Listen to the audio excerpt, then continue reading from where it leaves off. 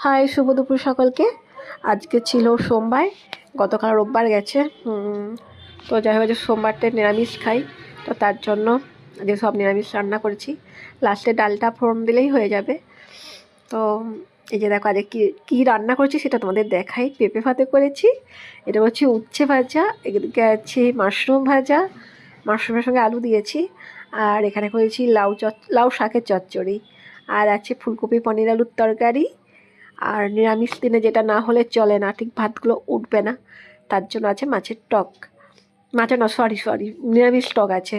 কুমড়ো, তারপরে মূলো, আলু এসব দিয়ে টক করা হয়েছে। আর এটা আছে নারকেল দিয়ে, কারি পাতা ফোড়ন দিয়ে মুগের ডাল, আর এগুলো খাওয়ার জন্য ভাত।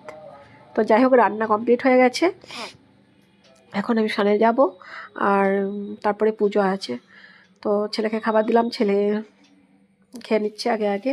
বেলা হয়ে গেছে যেহেতু অনেকটা, আর প্রচণ্ড ঠান্ডা লেগেছে, শরীরটাও ভালো নেই, তার জন্য রান্নাবান্না করতেও দেরি হয়ে গেল। যাই হোক, সবাই ভালো থেকো। এই টাইমটা সবার ঠান্ডা লাগছে, ওয়েদার চেঞ্জ হয়েছে, সিজন চেঞ্জ হয়েছে। তো যাই হোক, সাবধানে থেকো সবাই। চলো, টাটা।